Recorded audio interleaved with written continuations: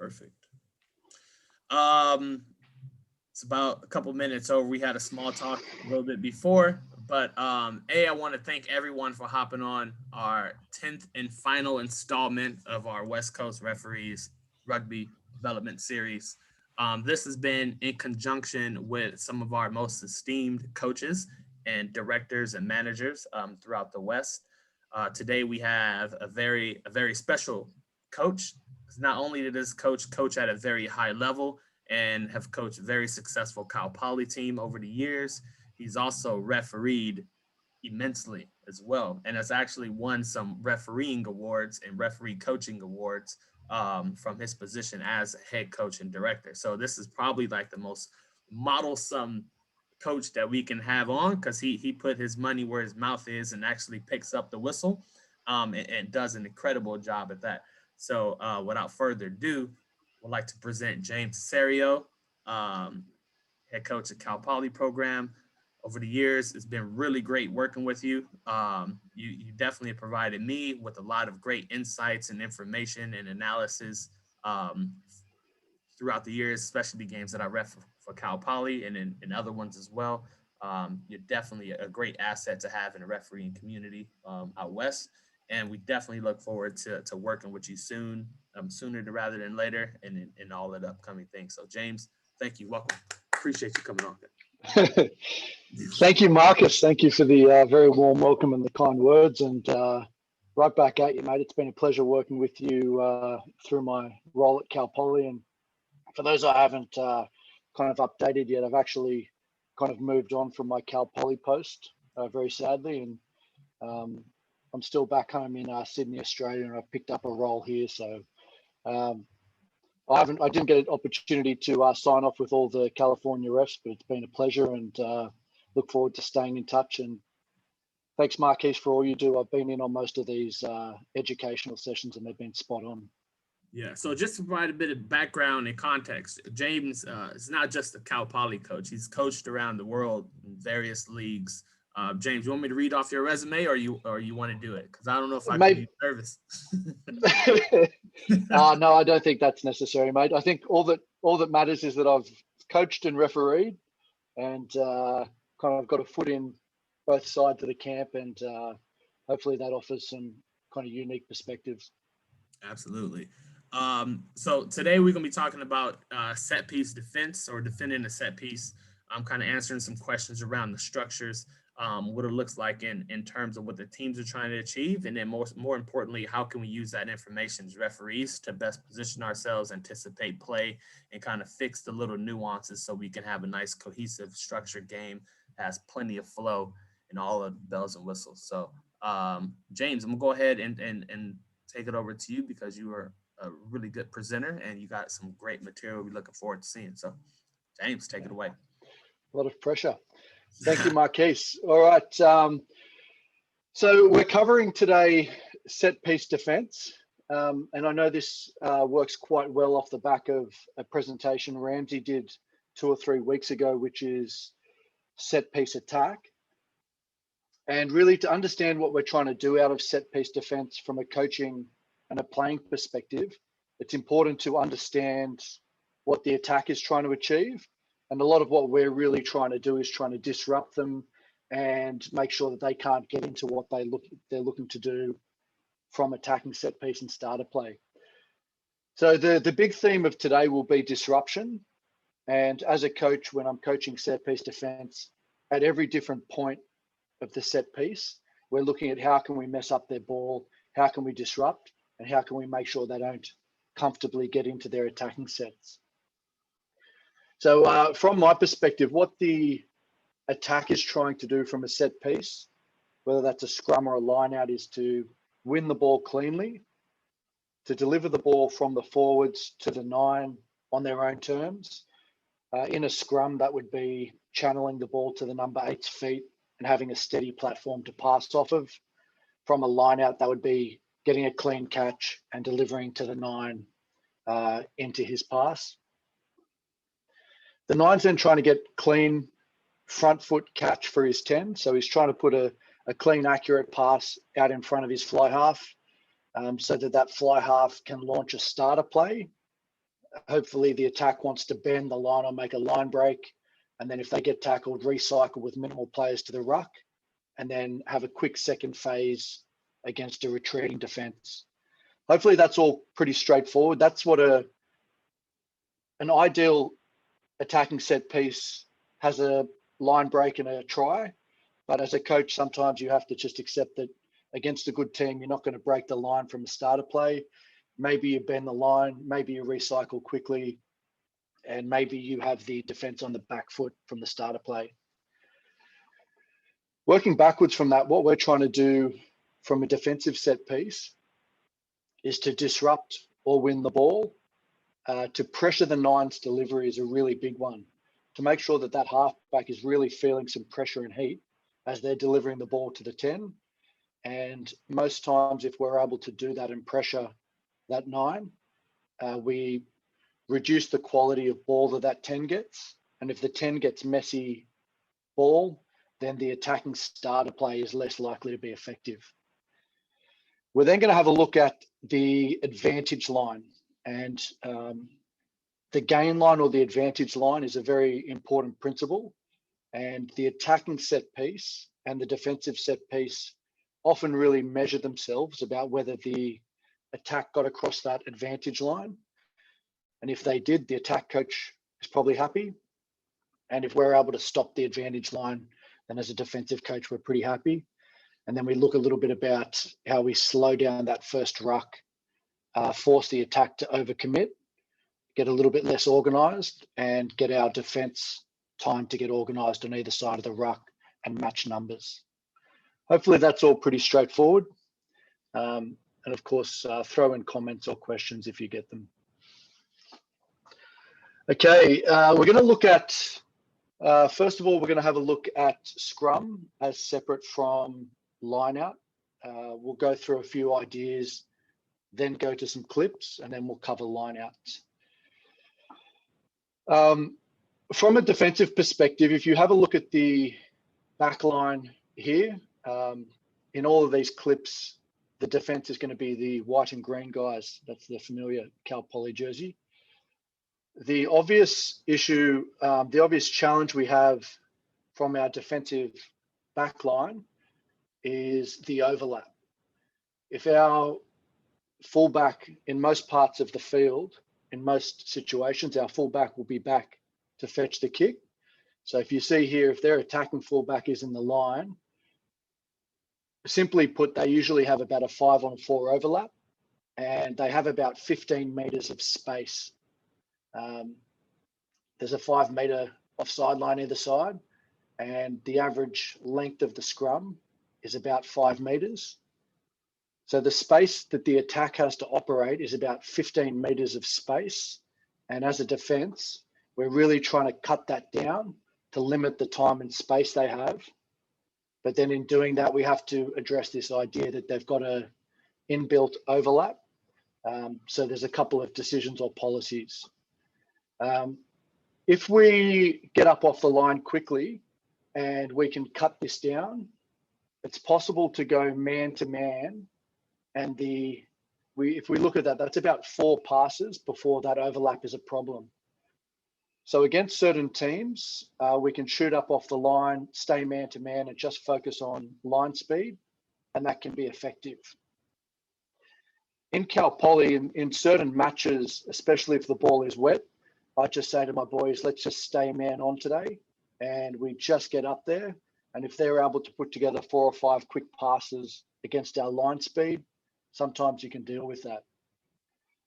The following week, we might be playing against St. Mary's, and you guys have seen St. Mary's. They can all pass with great accuracy left and right. And if we employ this strategy against St. Mary's, most times we're going to get skinned, and we're going to end up with a St. Mary's winger free down the sideline.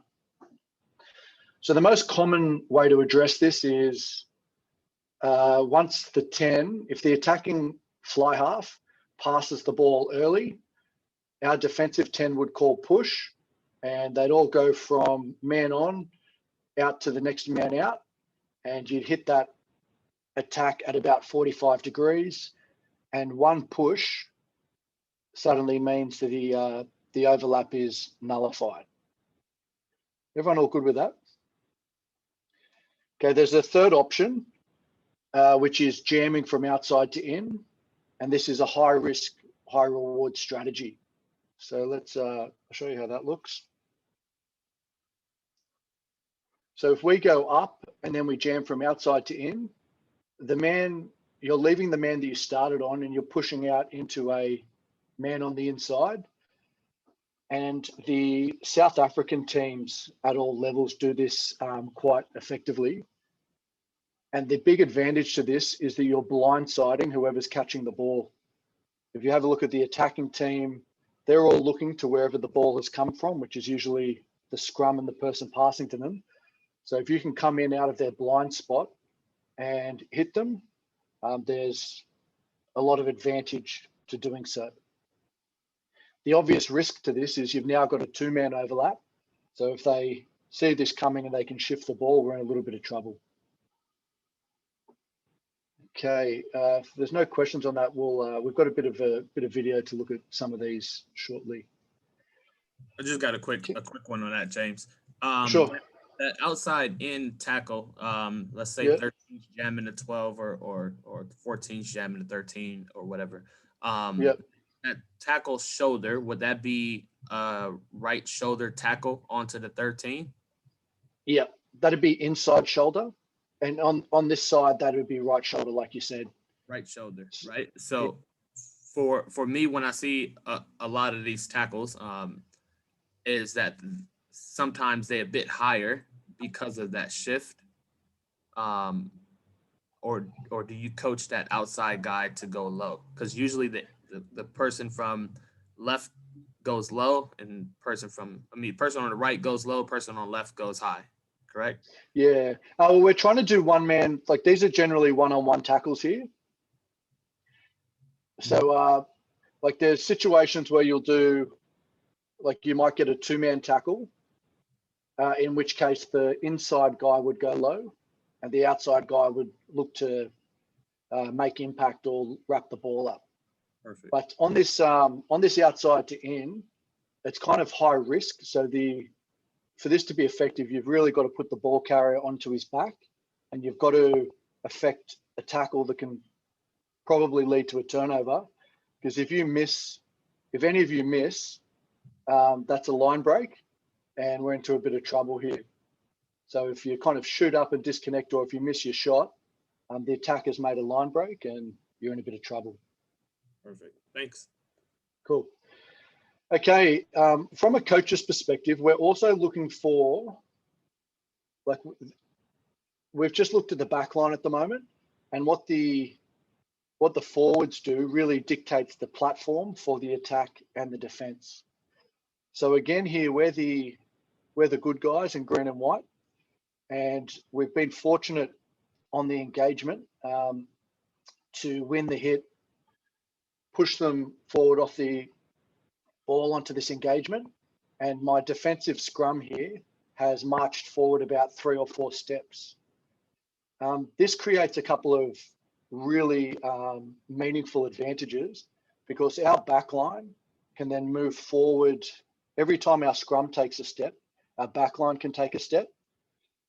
And if this black and grey side, if they're on skates, the delivery from the 8 to the 9 is probably a mess. The 10 is probably catching a messy ball, and my defensive team is moving forward as the ball breaks. And so we can move straight forward from steps into some line speed, and they've probably got messy ball with a whole lot of bodies in front of them. So just from getting 2 or 3 steps forward in that scrum, we're at a huge advantage. Their service and delivery is probably going to be poor, and that is probably the difference between them achieving gain line or missing gain line. Hopefully that all makes sense. Now, if we look at things, if we flip this around and we're now the attacking side, so green at the bottom here is attacking, and the same principle applies that we've won the scrum, we've gone forward 3 or 4 steps, and we've managed to get a slight clockwise wheel, which the attack is trying to do at this stage. Our attacking side can move forward up to the 5 meter line, and the defensive back line should now be stepping backwards, and they should be keeping a 5 meter offside line, and that's a big disadvantage to the defense if they're stepping backwards onto their 5 meter offside line as the ball comes out. Hopefully that makes sense to everyone, and I've got a few videos which kind of show this. Where this comes in, I guess, from a referee's perspective, and I'm not sure if you want to address this, Marquise, if a defensive scrum is taking steps backwards, the referee needs to keep the defensive back line stepping backwards at the same level to make sure that you're keeping that full gap. And part of getting advantage out of dominance from a scrum is also making sure that you're moving forward, whether that's in defense or whether that's in attack.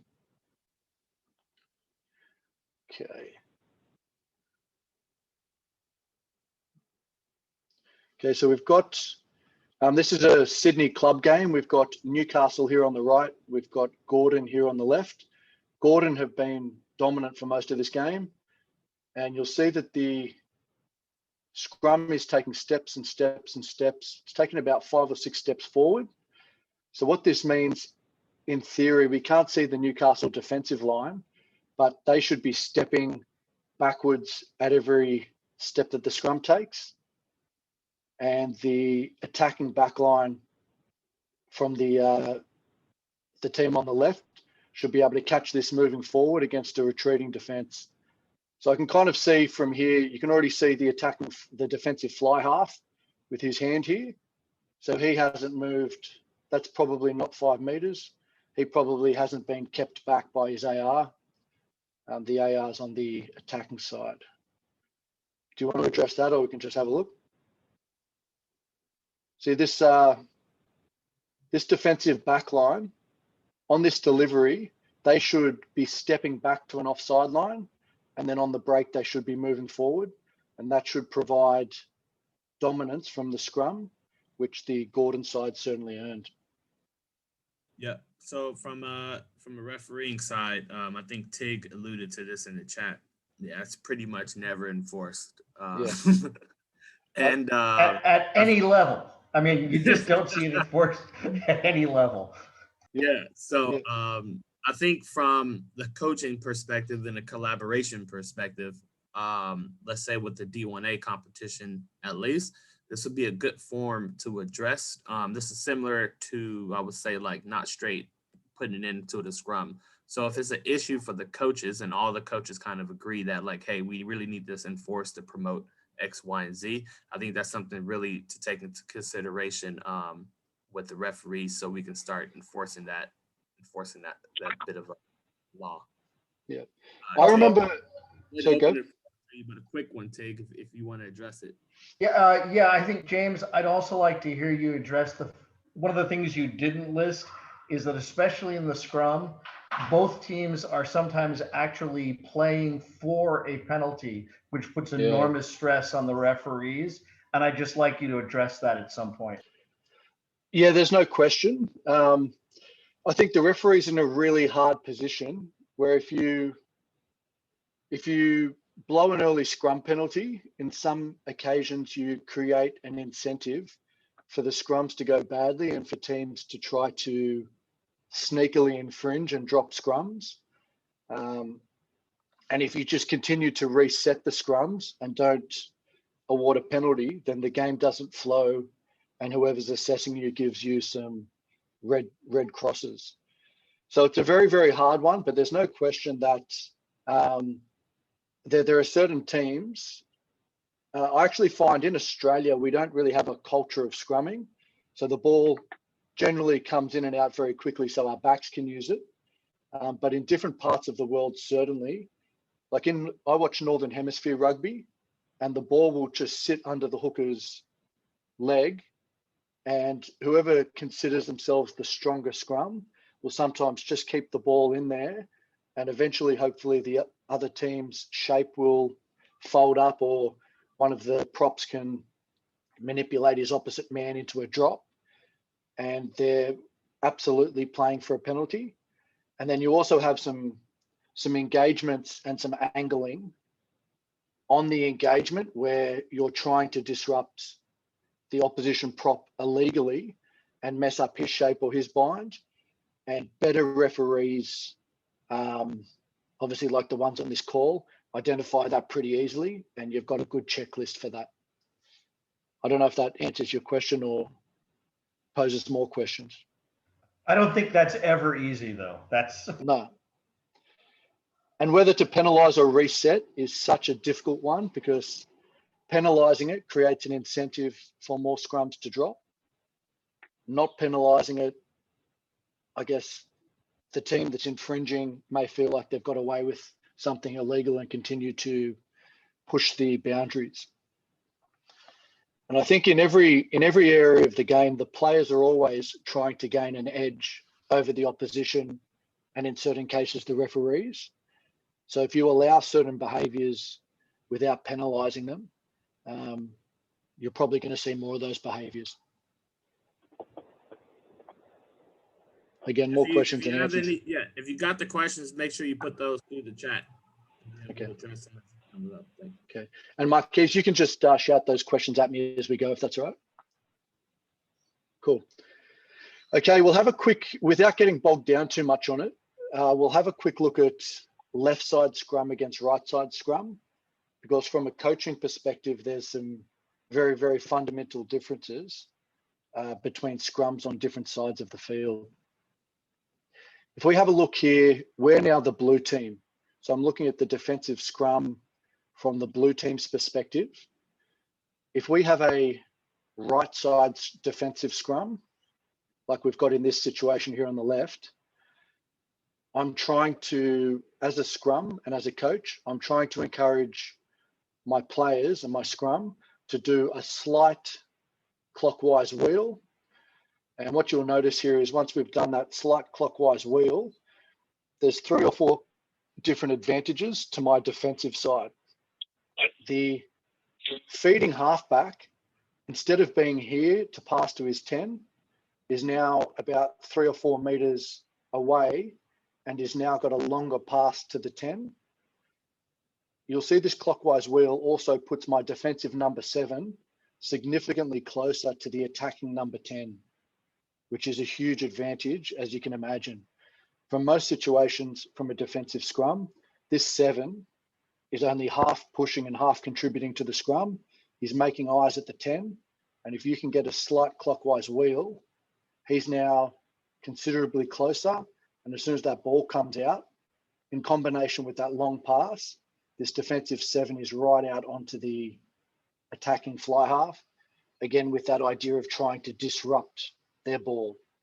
So everything we're trying to do at a defensive set piece is to try to reduce the quality of the delivery, reduce the quality of that first pass, and make sure that the attacking fly half is just seeing a lot of bodies coming at him so that he can't comfortably get into his starter play.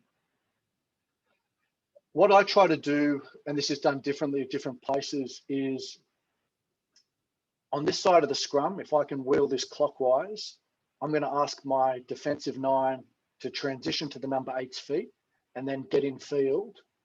And then we've now got additional pressure on the number 10. So the rest of the back line's over here, but we've got a 7 and a 9 looking to really get out on that 10. And that causes some vulnerabilities here on the sideline. So I usually have my blind winger up around here. And I'd only really use this technique if we're closer to the sideline. If you're 10 or 15 steps in field, that gives the red team too much attacking blindside to work with, and that you can get skinned on that, and that can become a problem. So looking now to, we're again the blue side, and we've now got a left defensive scrum. I'm now trying to keep this stationary. The attacking side, which is the red, they're probably now trying to get a slight clockwise wheel. is if they get a slight clockwise wheel, the opposite is true. They're taking our back row out of it. They're putting their 9 closer to their 10, and they're able to kind of deliver that a little bit more cleanly. So on this side, James, I got a question for you. Sure. So you're talking about getting that, that slight wheel. Mm-hmm. How do you achieve that legally? Okay, good question. So you guys basically want to see if we've got. There's not every day that you can dictate the scrum. We were very fortunate at Cal Poly where we were probably slower than the opposition, but we had a bigger, better scrum than the opposition most days. So our advantage was being able to move the scrum forward or wheel clockwise, or in some very rare cases, wheel anti-clockwise. What the referees want to see is they want to see your scrum go forward first and then wheel. And most referees will allow a slight wheel up to about 90 degrees. Is that right? So as soon as you see 90 degrees, it's a reset. Yes. Yep. So if a scrum spins on the spot, then let's say we're the blue team again. If this spins clockwise on the spot, it's because the 1 is pushing at max push and the 3 is taking it off a little bit. And that's going to cause like a small withdrawal from that 3 and a significant push from the 1 and the 2 is going to cause that scrum to turn clockwise. What we're trying to do is first of all go forward, and as soon as you go forward, if you're taking steps forward, you're probably bending up the opposition and you're compromising their push shape. So going forward is what the referee wants to see, and we need to keep him or her happy.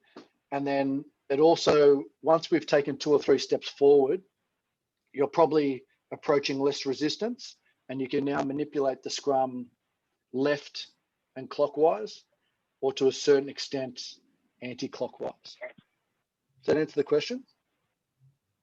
Yeah. So another technical one. Sorry, since we get in scrums, everyone would know these things. No, that's good. So let's say for the example on the left defending scrum, the loose head, what is his role? Because he can't necessarily push too much because that will promote the wheeling, correct? Or does he want to push to get his number 9 closer to the 10? Well, he wants to keep this as steady as possible. And then if a scrum starts wheeling, sometimes he'll make the decision to keep it wheeling and try to turn it 90 and get a reset.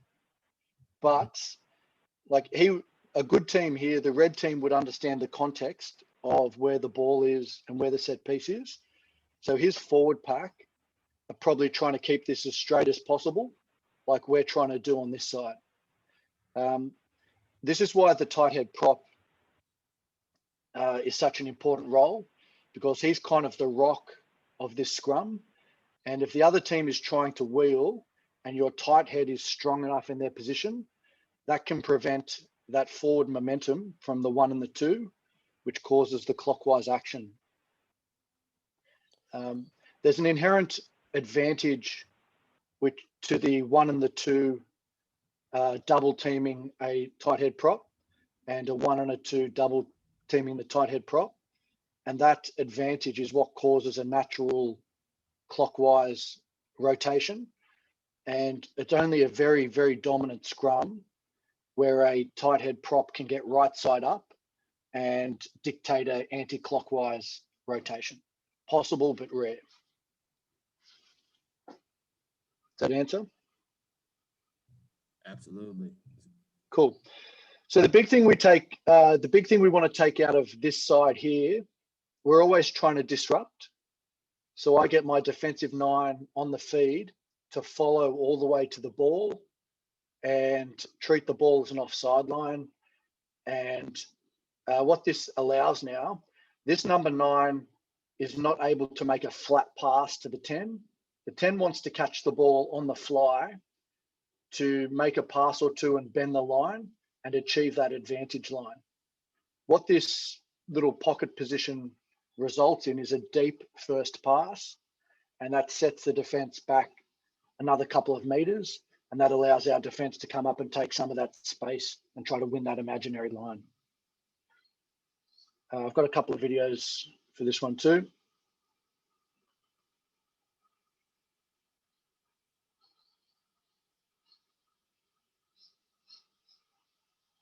Let's see that again. All right, the team on the left, the blue and gold, that's Sydney University, and they've got a very dominant pack, traditionally an excellent set piece, and they're able to, on this side here, they're trying to get a clockwise wheel so that the ball is, and the 9 is further away from the 10. I think that's the 10 there with the yellow boots. So if we continue on, they've now turned that just about 90 degrees. I think if you have a look here, I think Sydney University have got this at 45 degrees. And I think, like I mentioned, this Warringah side have decided they're in trouble and they're trying to take it the rest of the way, possibly to get a reset. So you can see that the Warringah pack is actually at 90 degrees and the Sydney University pack is at 45, because that's what each of them is trying to get out of this scrum. Without getting bogged down too much in scrum, you can have a look now. This halfback, that delivery from 8 to 9 is a mess. The ability for the 9 to pass to the 10 and get them into a starter play on this side is now almost impossible. And the Sydney University flankers are already starting to unbind, and they've got eyes for the 10 and they're going to fly off the line. And the chances of Warringah now achieving advantage line from this scrum is almost nothing. And they've had to pick and go, and that's they're basically aborted on it. Okay, we've got another one here. Same situation, but reversed. So the Sydney University pack are trying to turn this clockwise, which puts the Warringah back row to the sideline. The Sydney University flankers are out and ready to go. And because the scrum has gone forward 2 or 3 steps, you can see the Sydney University backline is moving forward. And as soon as there's a break, they go from a walk into a couple of quick steps. And Warringah are never really going to achieve advantage line here. And Hey, James, can you show that again from the start? Because you can see Sure. Sydney does take steps forward and then turns it instead of just turning it. Yeah. We'll show it in real time. That's forward. So you guys can see it moves forward. forward and then it turns instead of just, usually you'll just see like all the forwards just kind of crab to the side. This, you're actually seeing them go forward and dominate the scrum in a forward movement versus just like whipping around or turning. So So you're happy that, you're happy enough that steps forward, Tim? More or less. I mean, they're not just pivoting on the, usually you'll see the pivot on the hooker if they're just kind of whip wheeling or turning. This is more pivoting on the loose head of the 10 or the tight head of the. Absolutely. Yep. This is Josh Holmes. This is a former Waratahs halfback, and he's made the adjustment now that he's not going to pass from the sideline. They've got a pop. But like you said, Sydney Uni have gone forward. They've messed up the delivery. Their back line is moving forward onto the break. And this 7 can get out. He's already kind of half unbound and getting out ready to chase the 10. Hey, James, this is Gilbert. So you on that scrum, you can see where that loose head is. It's a deliberate move because you see his foot kind of going out.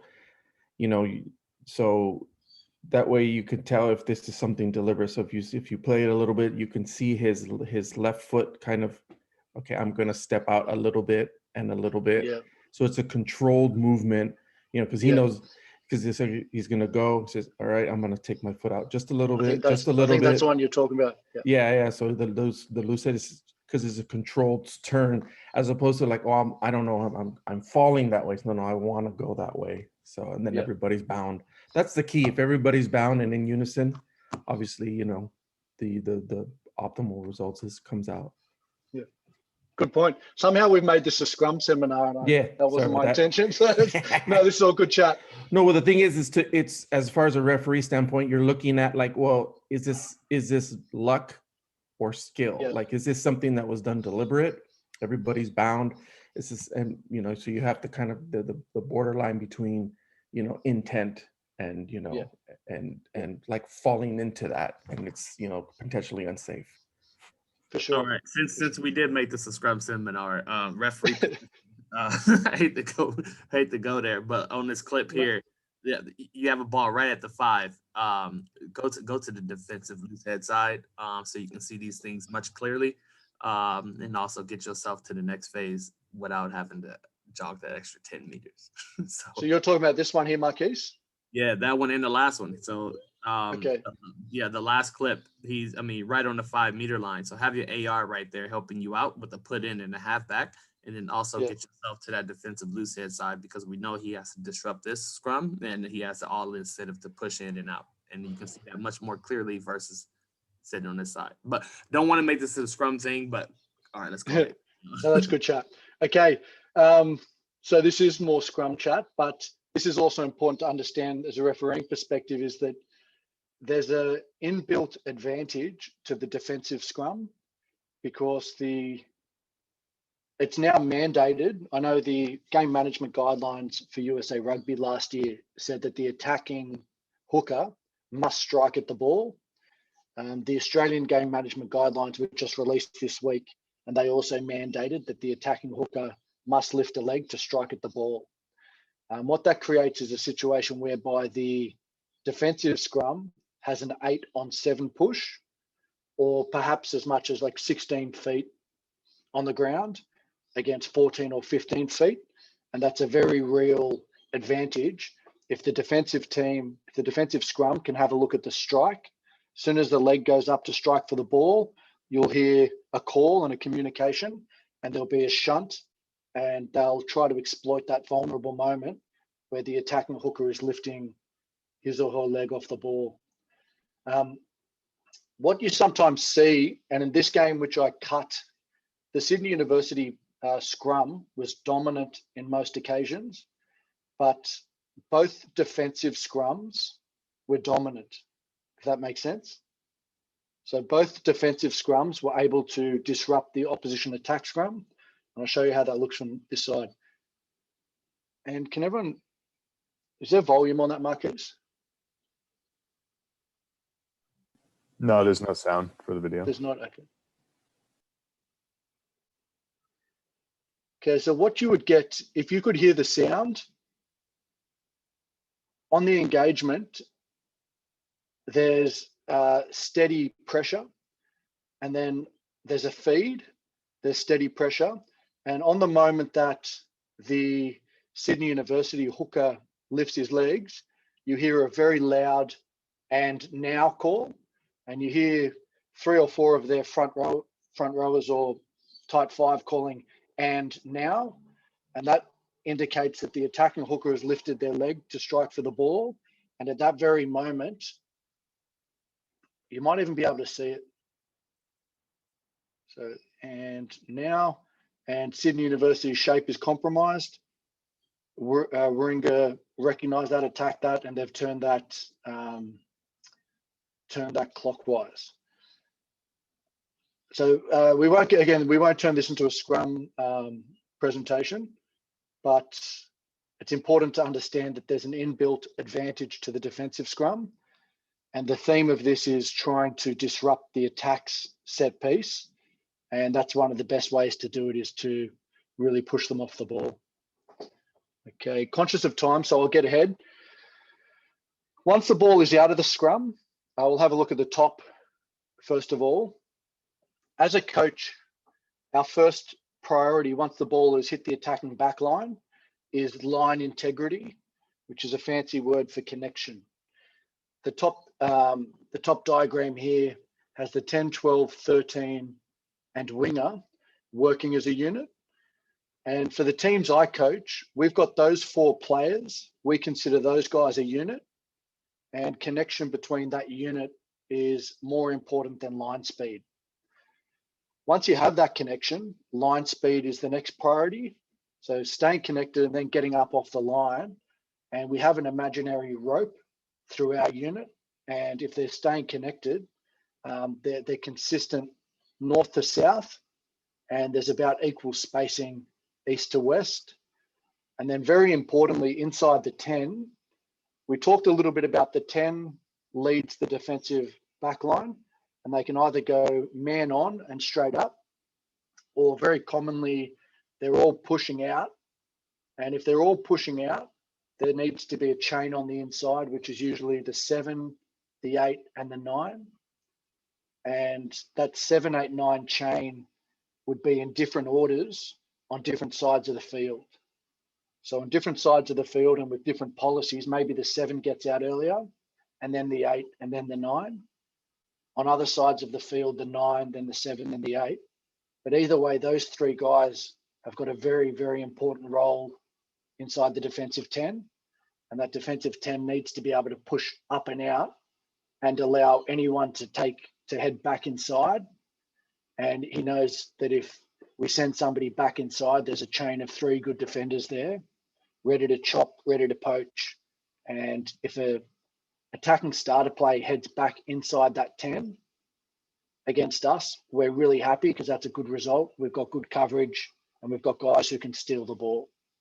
So line integrity and connection is the coach's absolute priority from that defensive set piece. A couple of the most common disconnections we see is maybe the 13 is trying to be aggressive and trying to get up out of the line to try to whack one of these guys. He's got quick line speed and maybe he leaves behind his inside and outside player. And you'll see this is a small gap of maybe 2 or 3 meters. As soon as we get out, we've got some Pythagoras theorem happening here, and 2 or 3 meters becomes about 5 or 6 meters, and that creates much bigger seams in the defense. So the smallest seams will happen when we are connected north to south. Big gaps happen when one guy shoots out and leaves another behind, and that's what we call a north-south disconnection. And this is one of the most common causes for line breaks through the middle of the middle of a defensive backline. Does that all make sense? Okay, the other quite common disconnection is an east-west disconnection. So let's say the attack is passing the ball out, all of our defense is pushing up and out, and we've got a drift happening, and maybe the 9 is continuing to push, and his player on the inside has quit on the play and is getting some rest. He stays still, the 9 continues to push, and so we have an east-west disconnection. And again, that creates large gaps. And so a lot of the starter plays, I think we've got a video of one here, the 12 and the 10 will go up and out, and they'll try to turn a 13 back inside on the hope that 7, 8, 9 chain has got lazy, and there's often some space on an aggressive drift. There's often some space back in here where the forwards have quit on the play and disconnected east and west. I've got a couple of clips for that one too. So if we have a look here, we've got the 10, 12, 13 and winger. They're quite narrow, and this is very obviously a unit of 4 defenders, and they're really focusing on connection. People will do different things with the fullback at different parts of the field. They've hid the fullback here to try to take that outside space. Let's see how they go.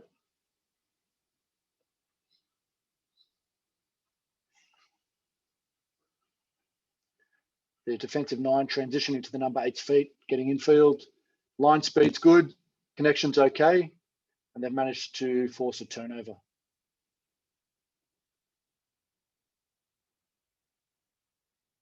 Turnover and a penalty, great result.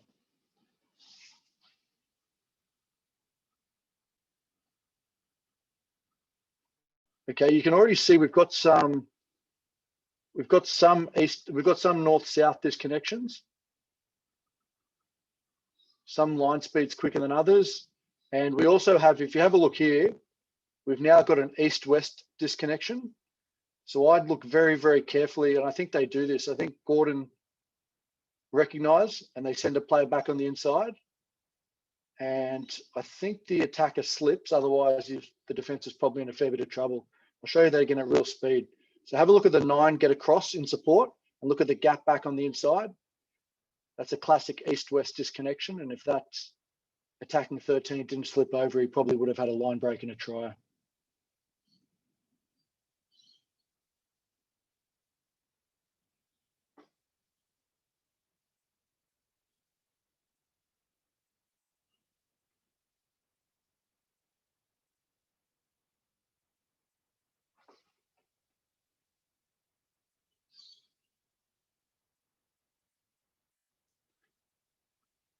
Okay, we've got a problem here because the other important thing with defense is everybody understanding what the policy is and everybody doing the same thing. So we've got the 9 is actually playing at 10 now. The 10 and the 12 are into a drift and the 13 is into a jam. So as soon as the inside backs are drifting up and out and this man has planted his feet, we're in a heap of trouble. And this is quite a common thing when combinations aren't good, where a couple of players will be following one policy and another player will be following another policy. And we've got disconnections and the line integrity is now poor and they've got a line break out of it. I think they eventually score. Should show you that again in real time.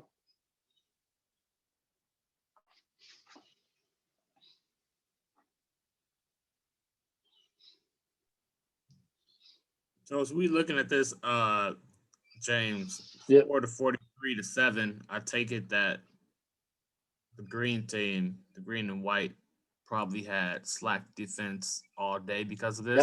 Yep. And during the game, they had to rotate players in and out of positions. And the defensive policies looked quite sound to start the match. And then as they started putting new guys in new positions, the combinations fell apart. But the Gordon side did dominate that match, and it was a little bit mismatched. Okay, I think I've got one more scrum. I'm just conscious of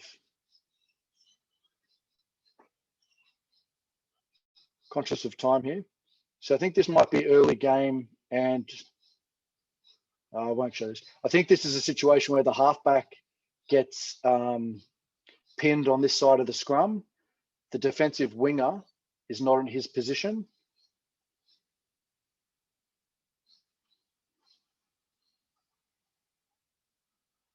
And I think they get a line break and possibly a try from that as well. All right, I'll just push forward because we've still got to get to line out and there's a few important things to cover there.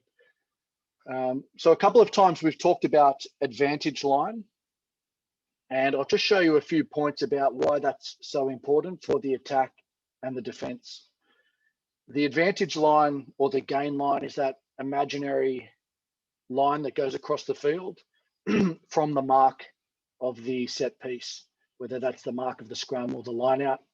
And as coaches on both sides of the ball, we're really working to win that advantage line and to make sure the first contact happens on the other team's side of the advantage line. So if we're the green and white again, and we're at a defensive scrum, we've got some good line speed, and this 12 has made a tackle about 5 meters on the other side of the advantage line, and we've stopped their starter play. And this does a whole lot of things which benefit us. If I make a dominant tackle or even just a quick chop tackle here on their side of the advantage line, that brings my number 7 into play. And he has had eyes for the number 10, but then as soon as the 10 passes the ball, he's hunting on the inside and trying to get his hands on some ball. If they win the gain line, the 7 is then trying to become a defender. But if we win the gain line, or if we chop quickly, then this 7 is trying to get his head over the ball and either steal that ball or at the very least, slow down the second phase and cause the attack to commit a bunch of extra numbers. If I can send that number 7 over the ball and the attack has got to send their 13 in to clean out, their number 7 is retreating now to clean out. They've now, even if they recycle the ball, they've burnt a whole lot of extra bodies and we've slowed them down. And that allows our next players to, our back row and possibly our 9, to come in and fold on this side at this new offside line. And we've now got numbers, we're now organized, and we can now get a bit of line speed on that second phase. So that's a great result for us, and that's a terrible result for the attack. In many cases here, if we can make a dominant tackle on their side of the advantage line, the attack sometimes never recovers and perhaps goes 2 or 3 phases and then kicks the ball away. On the other hand,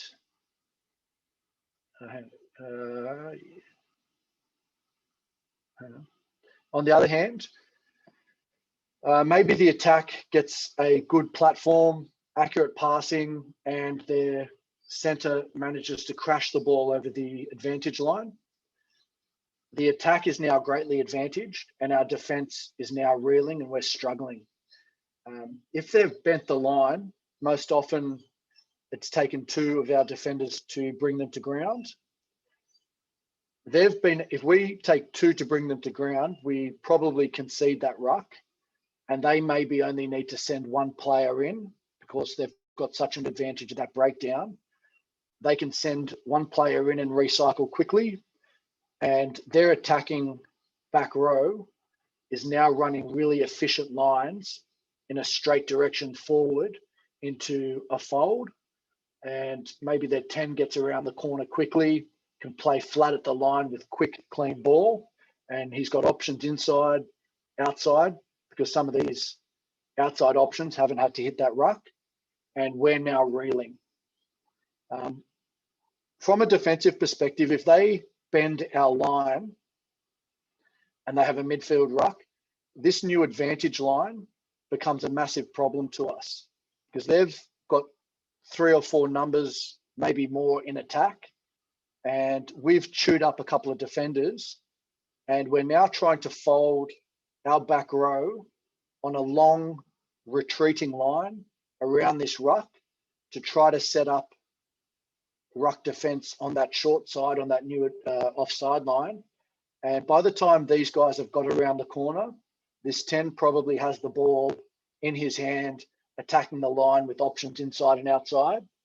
And now we may never recover on defense.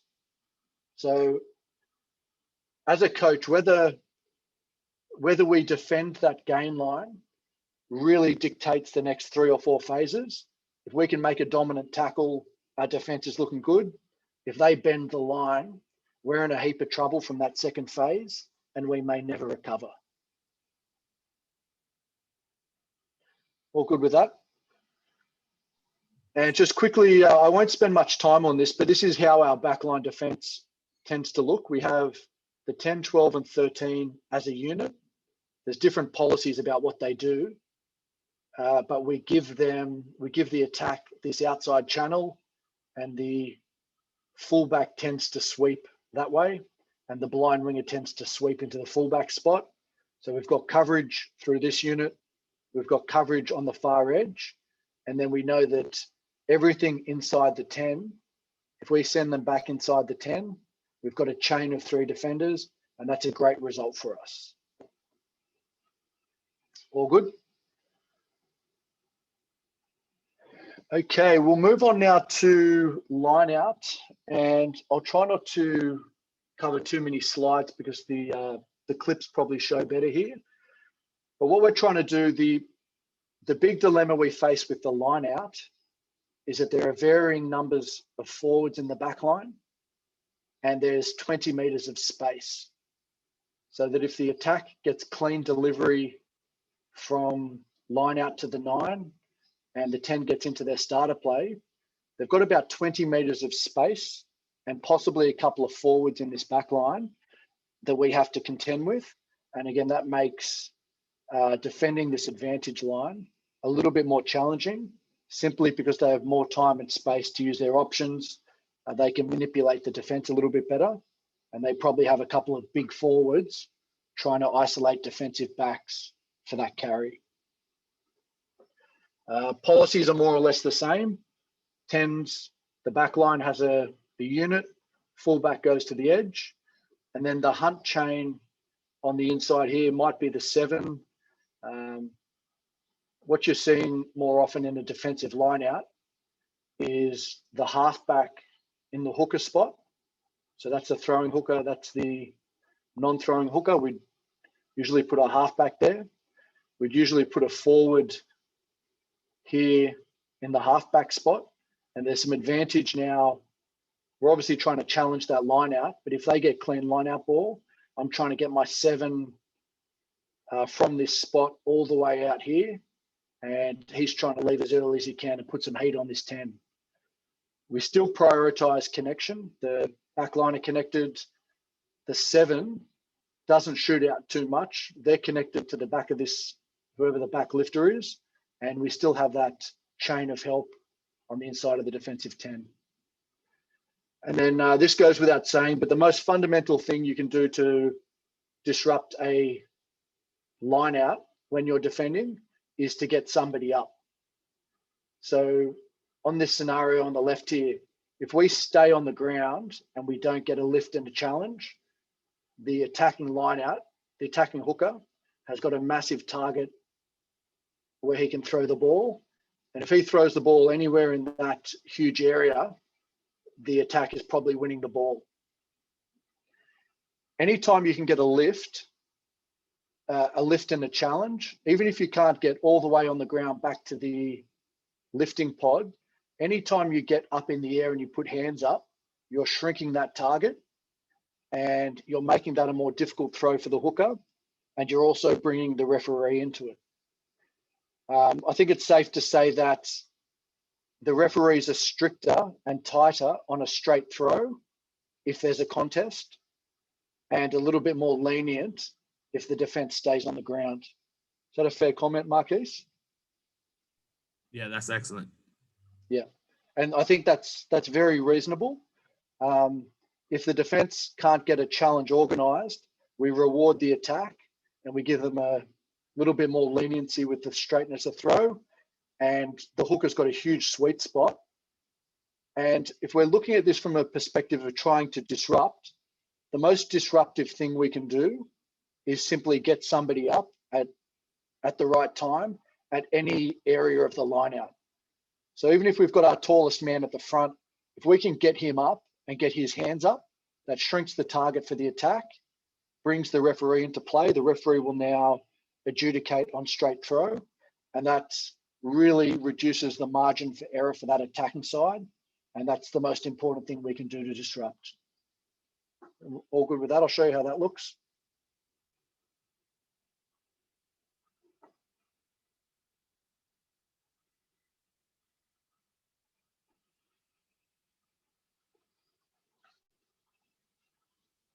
So if we have a look at Sydney University here, they don't get all the way back to match shoulders to shoulders, but they get somebody up, and you can see how much smaller that target is. We're now looking at a target of a couple of inches, and that's enough to mess up that delivery.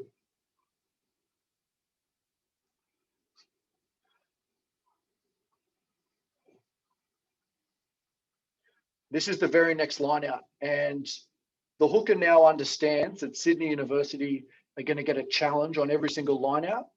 He now feels pressure to hit his jumper on the fingertips.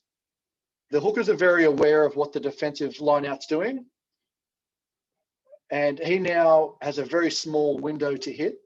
He's basically got to hit the jumper on the fingertips at the peak of his jump, and that makes that a very difficult throw, and he's overcooked that one.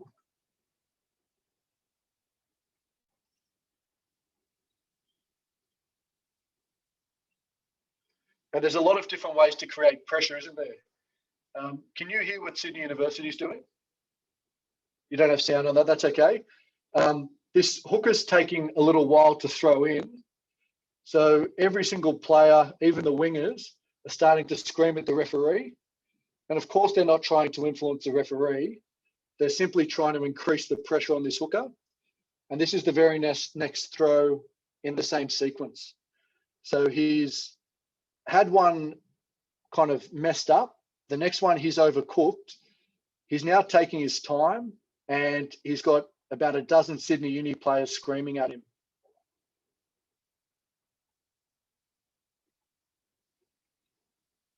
That's a great result for the defense.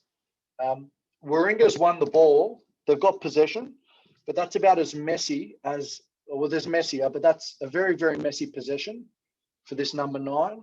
And the attacking backline is right up into their, the defensive backline's right up into their attack. Are we happy with that connection line? So there's a slight north-south disconnection here, but the line integrity is pretty good. And you'll see that every inside defender is working hard to keep that east-west connection. No one's quitting on the play. Everyone's hustling on the inside. And that's keeping that line nice and connected.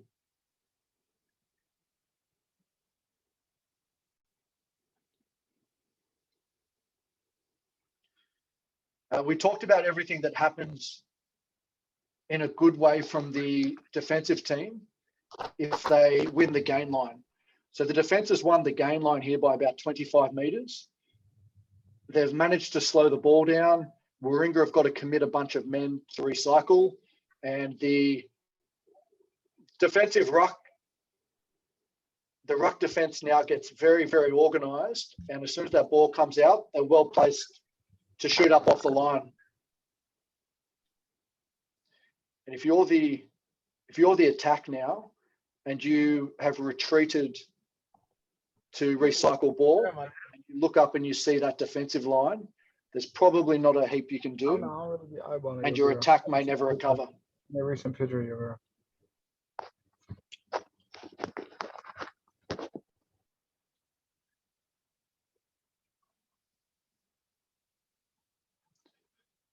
If you have a look here, that's quite clean delivery. They've won clean ball. They've got the ball to the 9, and the 9 is putting the ball out in front of the 10's hands. So Warringah now have a chance of achieving gain line. Very conveniently, the gain line happens to be the halfway line. So let's see how that plays out.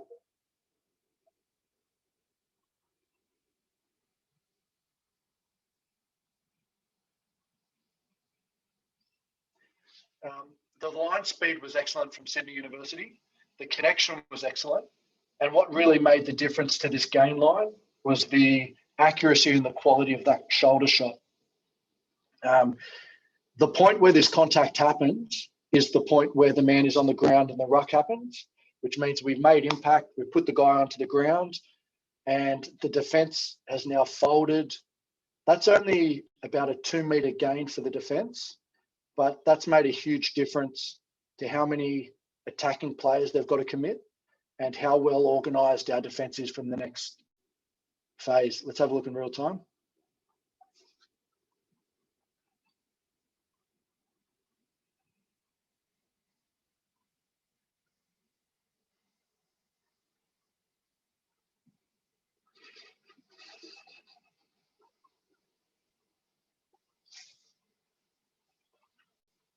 And that's often the case if the attack loses the gain line, you've got 1 or 2 phases to get it started. And at elite level rugby, they've got a bit of a flow chart of attack. And if they're not getting any sort of momentum, they look for a tactical kick and maybe a contestable or a challenge. Let's try one more clip. I think that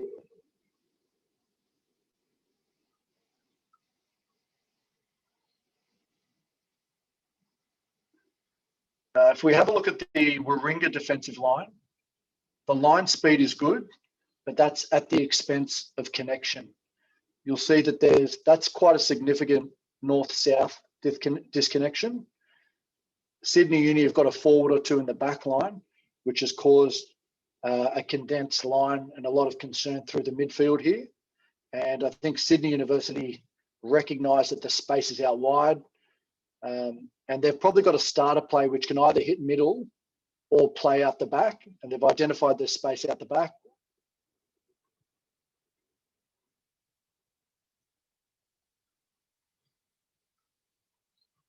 And from this point, that's about a 25 or 30 meter gain.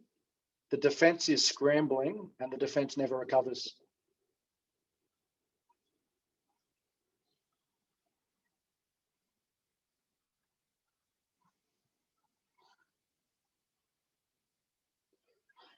That's a very extreme example. That's about a 40 meter gain in territory from a starter play. And you can imagine that all of these forwards, the Warringah forwards have just come out of a set piece. They've had to sprint back 40 meters to try to make a defensive offside line. The Sydney University guys have got some momentum. They're going forward onto the ball. They've all run efficient lines and they can all sniff an opportunity.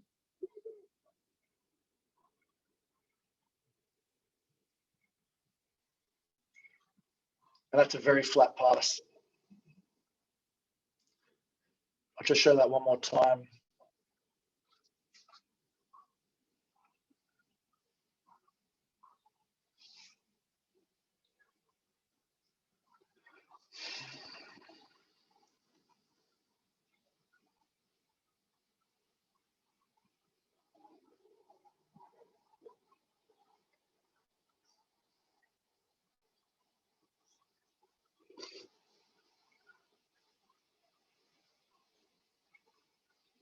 One man clean out.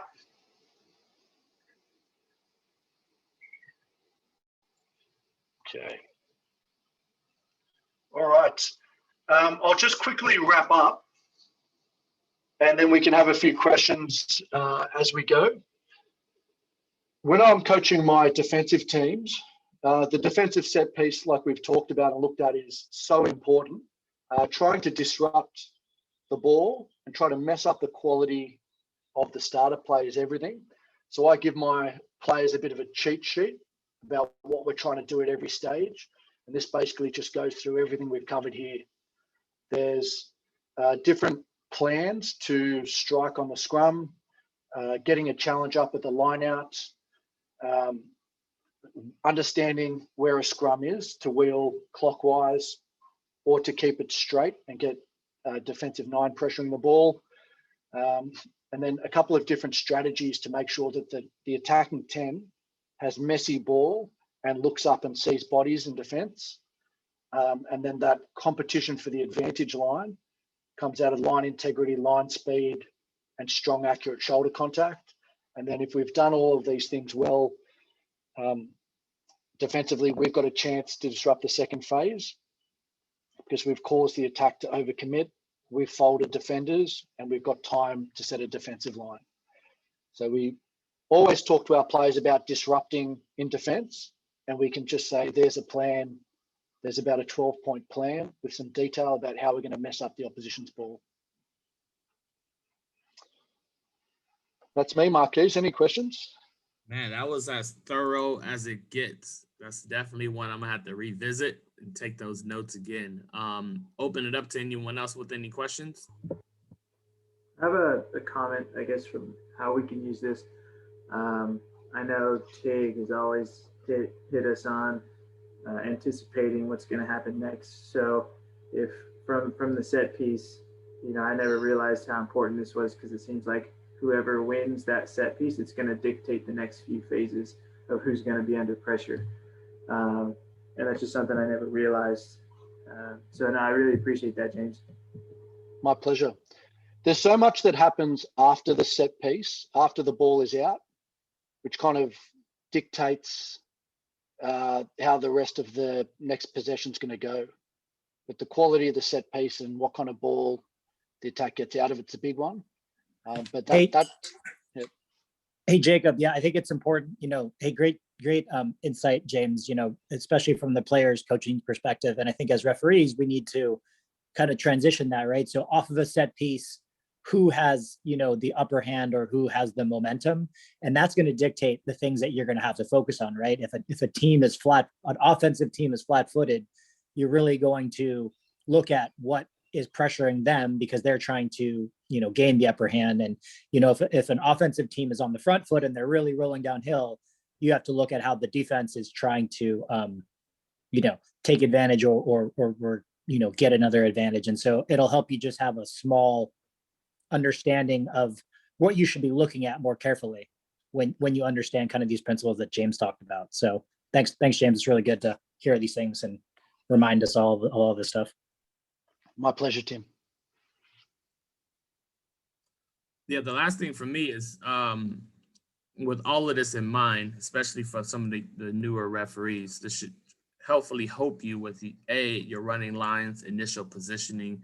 If you have an idea of what the teams are trying to achieve and where they're trying to go, you have a pinpoint, you have a spot on the field where you think you should be. And that'll definitely help you out seeing what you need to see and preventing offsides lines and et cetera, et cetera. So the more information we have going into the match as far as tactical understanding, the better we can apply the technical things that we all like to debate and argue on Facebook about. So Marquise, like combining kind of what Age talked about last week and kind of what we heard this week, like if a offensive team has really good ball, we know that defense is probably not going to commit to that, right? So we're not going to spend as much time and effort adjudicating that specific record breakdown, so we can focus on what's the next phase, where they're going to plan.